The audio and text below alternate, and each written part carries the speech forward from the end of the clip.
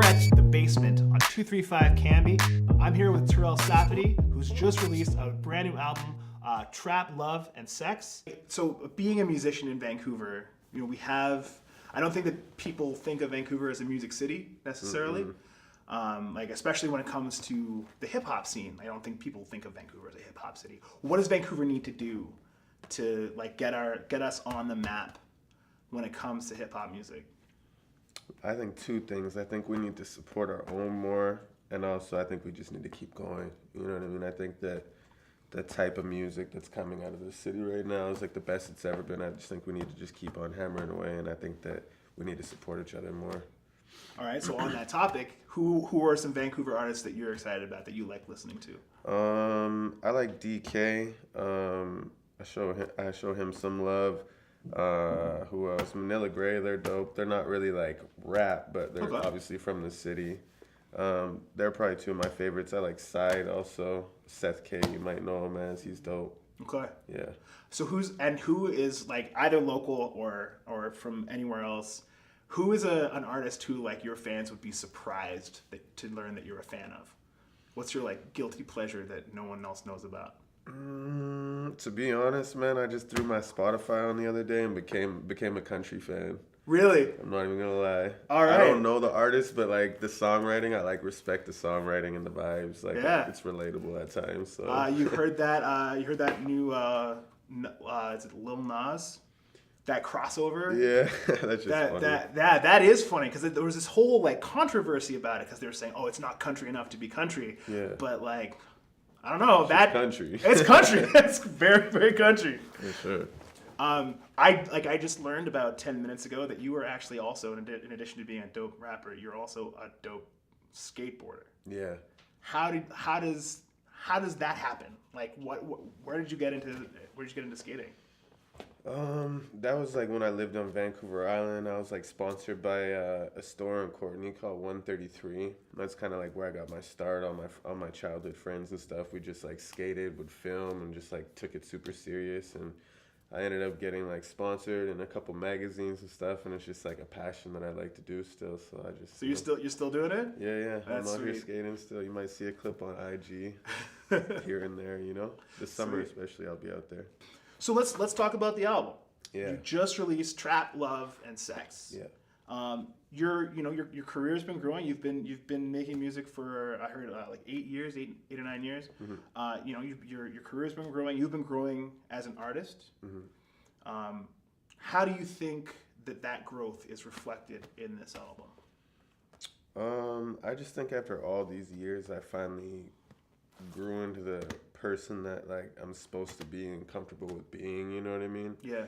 When you're younger, you're still trying to figure yourself out and stuff, and I kind of like have myself figured out for the most part, like sonically and musically, and then like also like in my life who I am, you know what I mean? So I think it just all came to that point, and yeah, like before it was a lot of stuff that I look back on, I'm like, I don't know about that, but like I'm pretty confident with most of the stuff that I'm doing now, so.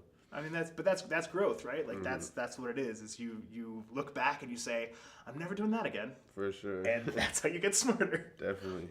So you worked with Jamie Coos. Yeah, on this album. I don't know if you know this. I've also worked with Jamie Coos. Oh, you have? On something that has not been released, and he was really, really good, and I feel terrible about it. But Jamie's great. Like he's worked with Brebner. He's worked with Snack the Ripper. He's making his own stamp on Vancouver hip hop. What was the influence on your music? What was it like working with him? It's great. Me and him have like a long-standing relationship. We've been doing it since day one. That's like who I started with. My first mixtape ever, period. Sick. Back when I used to go by Mr. 604. You might not know that. This is new information. I'm excited. So that's awesome. Jamie, I started with him. That's my bro. And doubling back around to the skateboarding, like skateboarding got me a lot of ins. I actually met him by like my friend who would film me skateboarding. He was working with an artist at Jamie's studio, and he heard my little demo tape or whatever. He's like, come to the studio, like watch me film this guy. And I ended up meeting Jamie, and then I just started taking my tracks in there, and he was just super professional, helped elevate my sound, and just been sticking with him. That's awesome. And it's great when you have those kinds of like professional relationships that are also personal relationships, and like as you were saying, you know, who you are as a person now is how the album sounds. And I think, you know, when you have that personal connection with your producer, that makes a big difference. For sure, it's easier to kind of like be yourself because they understand you. Right. You know, it's weird kind of recording with like random people who might not know your music or know you. It's like, you know. And they're trying to put you in their box Yeah. of what they It's think like, you're that's not supposed to how- sound like. Yeah, exactly. Yeah. So we have our way of working. It works out. That's excellent. That's excellent. You also, I heard back in when you released Day Ones, that track is a DJ Mustard beat. Yeah. And that was happening like right when he was really blowing up. How did that come together? That was around the time when I went to LA. A friend of mine from the city in, I guess, Compton, Jay Worthy, he helped me put that together. He has a relationship with like a lot of guys out there, and he kind of made that play for me, and it was a good look. That song really took off on Spotify with like no promo, and it kind of like opened my eyes to kind of start taking it serious again, because there was a period of time where I wasn't really taking it serious. I wasn't sure what my next moves were. I wasn't sure if I was going to continue with it, and then that kind of gave me a little bit more confidence to keep on going, being able to make that play. Excellent. So what's next? You've got the album just dropped. You got the tour coming up. Mm-hmm. What's happening? What's the next step? Where can people find you next? After the tour, pretty much, I'm going to be heading to Europe for a little music conference out there, doing a performance at this festival. And after that, I got some more singles in the cut. I got one really special one that's going to come out this summer with another Canadian artist who's popping. So all right, it's going to be dope. Sick. Looking forward to it. Yeah. Well, man, it's been great talking to you. For sure. Thank you for having me. This is Terell Safadi. Check out Trap, Love, and Sex on all the streaming platforms. My name's Ian Cromwell. This is Locals Lounge with City Soundcheck.